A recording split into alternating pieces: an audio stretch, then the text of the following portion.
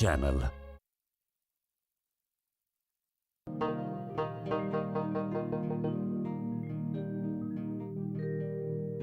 सूरज हूँ जिंदगी की रमक छोड़ जाऊंगा मैं डूब भी गया मैं डूब भी गया तो शबक छोड़ जाऊंगा।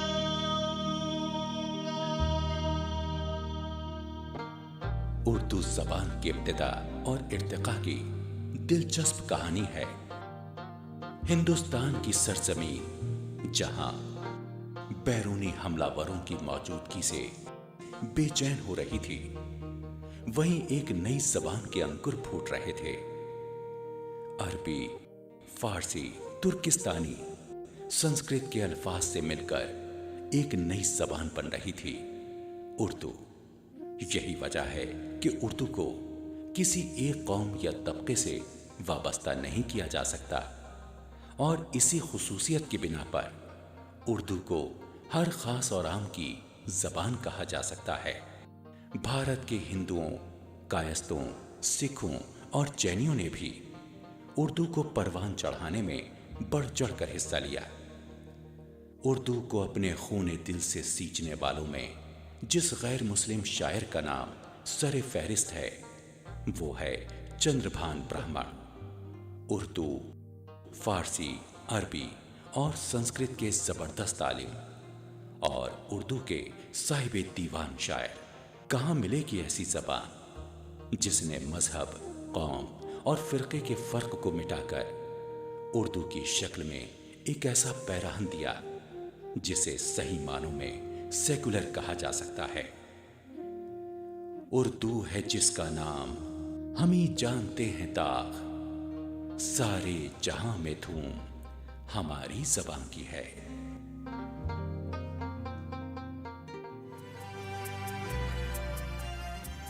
रघुविंदर राव जज्ब जिंदगी की सच्चाइयों के शायर हैं। उनकी निगाहें हमेशा हकाइक पर मरकूज रहीं। वो है दोस्त और वो प्यारा, वो है दोस्त और वो प्यारा, ये सब कहने की बातें हैं, यहाँ कोई नहीं है अपना, यहाँ कोई नहीं है अपना, ये सब कहने की बातें हैं, वो है दोस्त और वो प्यारा। जज्ब की मादरी ज़बान उर्दू नहीं थी, मगर उनकी पूरी जिंदगी उर्दू ज़बान की खिदमत के सुपुर्द थी। फूलों से बुलबुलों से गुलिस्तां से खेलिए, फूलों से बुलबुलों से गुलिस्तां से खेलिए, वहशत न हो तो फसलें बहारा से खेलिए, फूलों से बुलबुलों से गुलिस्तां से खेलिए, फूलों से बुलबुलों से गुलिस्तां से खेलिए, वहशत न हो तो फसलें बहारा से खेलिए, फूलों से बुलबुलों से गुलिस्तां से खेलिए। जज्ब के यहाँ भी सूफियाना मज़ामीन की कसरत है, इसीलिए उन्होंने हरम और बुतकदे में कभी कोई फर्क महसूस नहीं किया।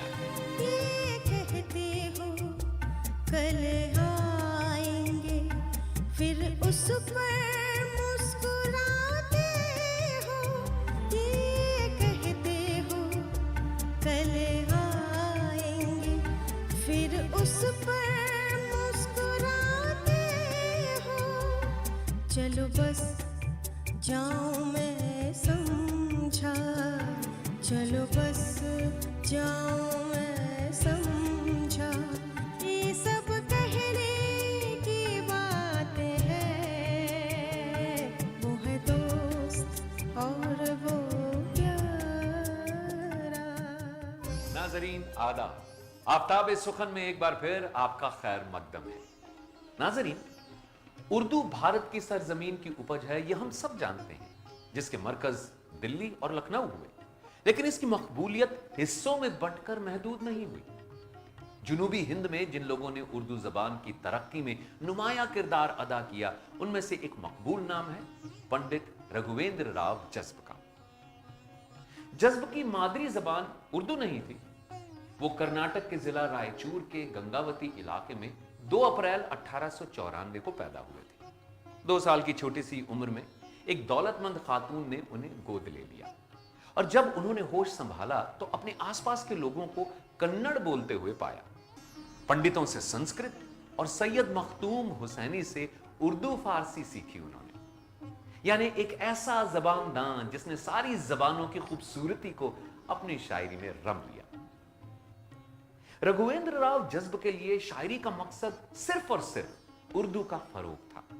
इसीलिए उन्होंने जिला रायचूर में शेर व सुखन की खिदमत के लिए एक अंजुमन बनाई, बज़्म सुखन, जहां मुशायरों और अदबी महफिलों ने दक्कन की सरजमीन को उर्दू की खुशबू से सरशार कर दिया। जज्ब का सबसे बड़ा कारनामा था कि उन्होंने संस्कृत, कन्नड़ और तेलुगु की नादिर किताबों का उर्दू में तर्जुमा किया। कन्नड़ और उर्दू लुगत की उन्होंने तरतीब की, जिसने उर्दू और कन्नड़ जबान को करीब लाने में बेहद अहम रोल अदा किया। कौन नजरअंदाज कर सकता है रघुवेंद्र राव जज्ब के इस कंट्रीब्यूशन को और इस हकीकत को कि उर्दू किसी एक तबके की नहीं, अवाम की जबान है और हर मजहब और फिरके की जबान है। जज्ब क्योंकि कई जबानें जानते थे, लिहाजा उन्होंने जबानों के इल्मी खजानों का भी जज्म किया और उसका उनकी शायरी पर गहरा असर पड़ा। उनकी नजर हिंदू वेदांत और फलसफे पर भी थी, तो दूसरी तरफ वो तसव्वुफ और रूहानियत में भी गहरी दिलचस्पी रखते थे। बहरहाल जज्ब का मौजूए सुखन कुछ भी रहा हो, उन्होंने जो कुछ भी कहा, हमें तो ऐसा लगा गोया यही हमारे दिल में है। हर मौज से उठाइए सीने में मौज नाम, हर मौज से उठाइए सीने में मौज नाम, हर मौज से उठाइए सीने में मौज नाम, हर मौज से उठाइए सीने में मौज नाम। तूफान सिर्फ खेल है, तूफान सिर्फ खेल है, तूफान से खेलिए, तूफान सिर्फ खेल है, तूफान से खेलिए। वहशत न हो तो फसलें बहारा से खेलिए, फूलों से बुलबुलों से गुलिस्तां से खेलिए, फूलों से बुलबुलों से गुलिस्तां से खेलिए। नाजरीन, अहमद इम्तियाज़ का आदाब। अभी आप रघुवेंद्र राव जज्ब की गज़ल सुन रहे थे। रघुवेंद्र राव जज्ब 20वीं सदी के एक अहम शायर थे। आइए हम अब उनकी शख्सियत और शायरी से के हवाले से बातें करते हैं। हमारे साथ जो मेहमान हैं वो हैं गौस सिवानी साहब। गौस सिवानी साहब, हम आपका इस महफ़िल में इस्तकबाल करते हैं। गौस साहब, जज्ब साहब 20वीं सदी के शायर थे, लुगत नवीस थे, तर्जुमा निगार थे और उर्दू फ़ारसी के अलावा कन्नड़, तेलुगु और संस्कृत ज़बान में भी काफ़ी दस्तरस रखते थे। इतनी जिहाद के मालिक शख्सियत के बारे में आप हमारे नाज़रीन को क्या बताना चाहेंगे? रघुवेंद्र राव जज्ब का जो ज़माना है, उस ज़माने में उर्दू के बहुत बड़े बड़े शोरा मौजूद थे, बड़ी बड़ी शख्सियात मौजूद थी। जो चीज़ उन्हें दूसरों से मुमताज़ करती है वो यही है कि उन्होंने हर शोहरत और नामवरी से अलग रहकर उर्दू ज़बान और शेर व सुखन की खिदमत अंजाम दी। 1894 में उनकी विलादत हुई और 1973 तक वो ज़िंदा रहे। آپ دیکھیے یہ وہ زمانہ ہے جس زمانے میں بڑے بڑے شعراء موجود ہیں، اور اتنے بڑے بڑے شعراء، بلکہ اس عہد کی اگر آپ شعر و سخن کی تاریخ پڑھیں تو آپ کو حیرت محسوس ہوگی کہ کوئی گاؤں، کوئی علاقہ، کوئی محلہ، کوئی شہر ایسا نہیں ملے گا جہاں پہ بڑی تعداد میں شعراء موجود نہ ہوں۔ شاید یہ وہ زمانہ ہے جس دور میں سب سے بڑی تعداد میں شعراء موجود رہے ہیں۔ اب اتنے بڑے شاعروں کے بیچ میں رہتے ہوئے کسی شاعر کی اپنی پہچان بنا لینا، یہ بھی اپنے آپ میں بہت بڑی بات تھی۔ تو رگھویندر راؤ جذب کو اگر آج ہم یاد کر رہے ہیں تو اس لیے یاد کر رہے ہیں کہ انہوں نے سچے دل کے ساتھ اردو زبان کی خدمت کی اور اردو سے وہ جڑے ہوئے رہے۔ انہوں نے کبھی بھی یہ نہیں سوچا کہ مجھے اس کی وجہ سے شہرت ملے، ناموری ملے، وہ صرف چاہتے تھے کہ زبان زندہ رہے۔ جبکہ سچی بات یہ ہے کہ وہ خود، ان کی مادری زبان اردو نہیں تھی۔ بچپن میں انہیں ایک سیتا بائی نام کی ایک خاتون نے گود لے لیا تھا 2 سال کی عمر میں، اور انہوں نے ان کی پرورش کی۔ یہ بہت غریب گھرانے سے تعلق رکھتے تھے، لیکن جن خاتون نے انہیں گود لے لیا تھا وہ انتہائی دولت مند تھیں، لہٰذا ان کی بہت ہی ناز و نعمت کے ساتھ پرورش ہوئی۔ ان کی وہ خاتون جنہوں نے گود لیا تھا ان کی مادری زبان کنڑ تھی، تو انہوں نے ان سے کنڑ سیکھی۔ راجہ رام نرسو سے انہوں نے فارسی زبان سیکھی۔ خواجہ مخدوم حسینی سے انہوں نے عربی زبان سیکھی۔ مختلف پنڈتوں سے ان کے تعلقات رہے اور انہوں نے وہاں سنسکرت زبان سیکھی۔ تو انہوں نے اتنی زبانوں کے اندر دسترس حاصل کر لیا۔ پھر انہوں نے باقاعدہ اسی کی ڈگری بھی لی۔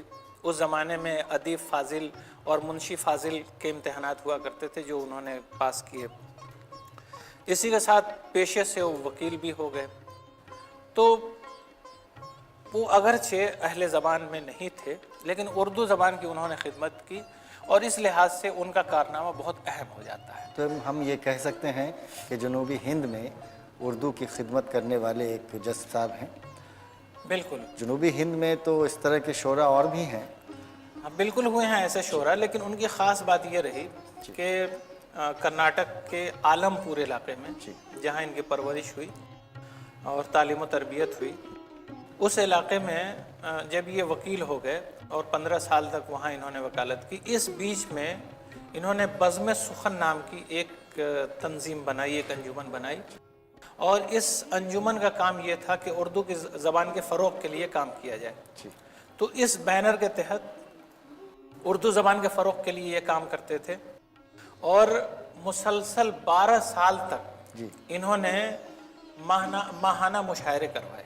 مسلسل 12 سال تک انہوں نے ماہانہ مشاعرے کرائے، جس میں علاقے کے تمام شعر فہم اور سخنور لوگ شامل ہوا کرتے تھے۔ بڑی تعداد میں لوگ آتے تھے، اس میں موجود رہتے، اور اس طرح سے اردو کی نشو و نما کے لیے یہ کام کرتے رہے، زبان کے فروغ کے لیے کام کرتے رہے، اردو شاعری کے فروغ کے لیے یہ کام کرتے رہے۔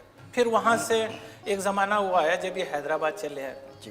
حیدرآباد میں انہوں نے پریکٹس شروع کر دی، اور حیدرآباد میں بھی ان کا یہ سلسلہ جاری رہا، اور اس کے لیے مختلف انجمنوں کی طرف سے انہیں کئی طرح کے اعزازات بھی دیے گئے، اور بہت خاموشی کے ساتھ یہ اردو زبان اور فکر و فن کی خدمت میں لگے رہتے تھے۔ غوث صاحب، جذب صاحب کے کلام کو ہم دیکھتے ہیں تو اس میں جس طرح سے تصوف کے پیغامات ہیں، تو کیا ہم کہہ سکتے ہیں کہ یہ ہمارے اردو کے صوفی شاعر ہیں؟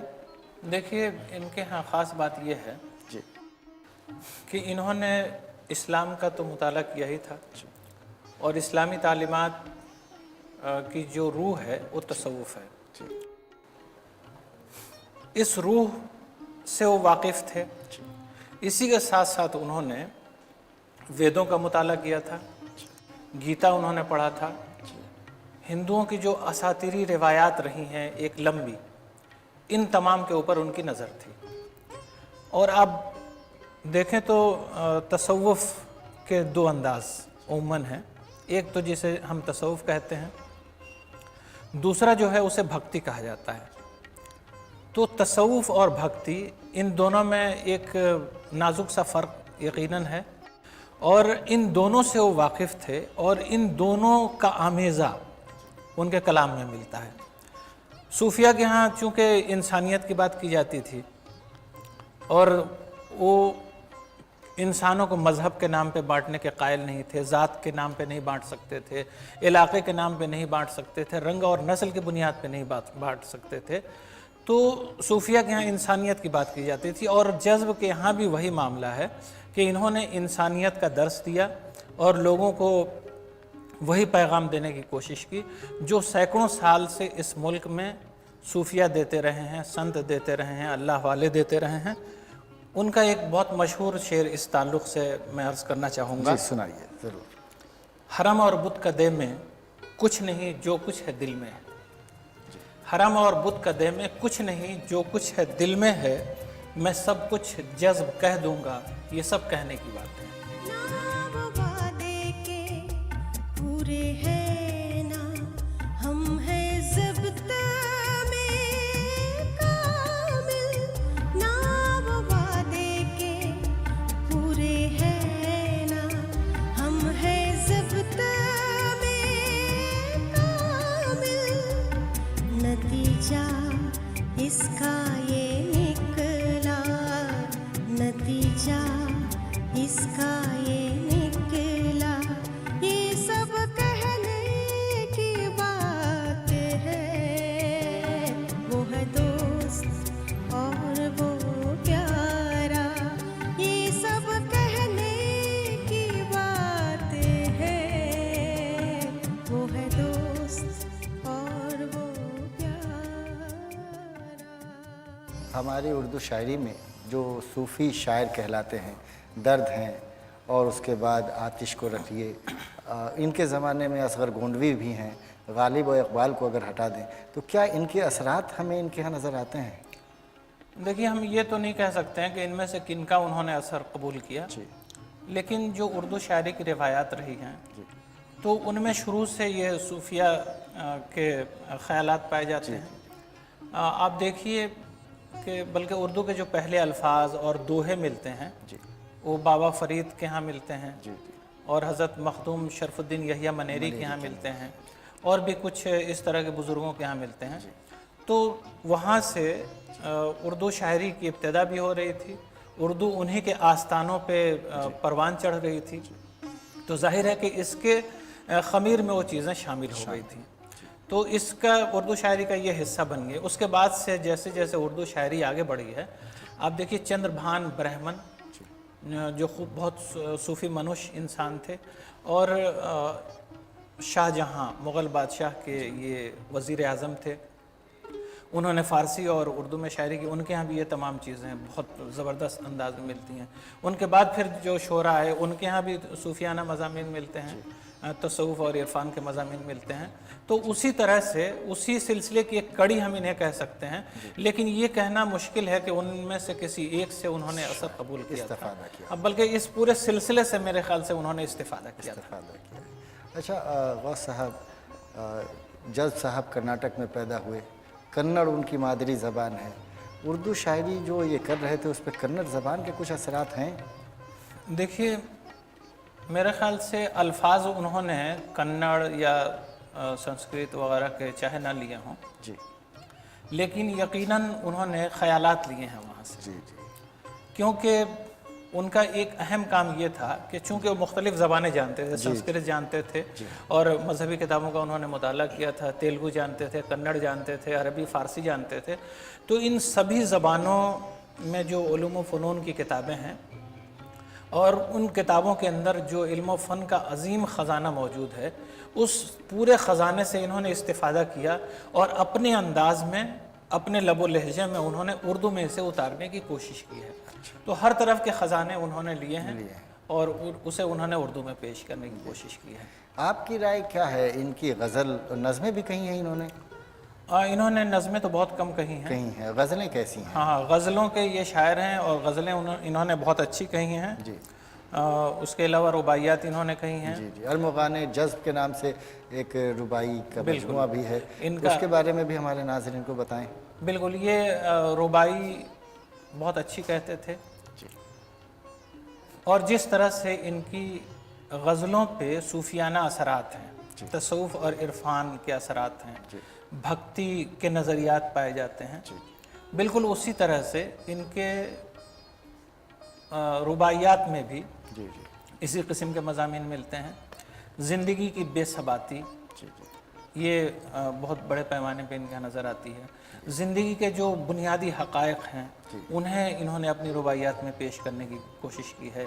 यह ज़िंदगी हमारी आज है कल नहीं होगी, इन चीज़ों के असरात सूफिया के यहाँ बहुत ज़्यादा मिलते हैं।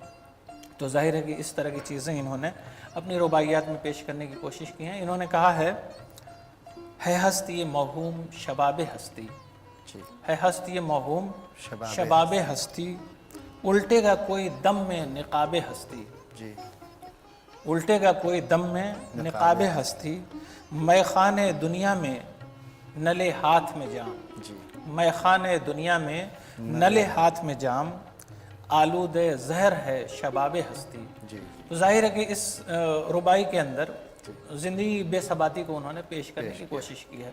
तो ये उनसुर उनके रुबाइयों में बहुत नुमायाँ है जी और उनकी पूरी किताब में अरमगान जज़्ब में तकरीबन इसी किस्म की रुबाइयाँ मौजूद हैं, जिसमें तसव्वुफ़ और अच्छा वो साहब, जिस तरह से आपने अभी ये बताया कि वो हर तरह पैगामात तसव्वुफ़ के, क्या कबीर से भी भक्ति तहरीक की बात आई, तो मैं ये चाह रहा था कि नाज़रीन को ये बताएं कि कबीर के असरात हैं इनके यहाँ, उनके यहाँ भी इसी तरह के दोनों तसव्वुफ़?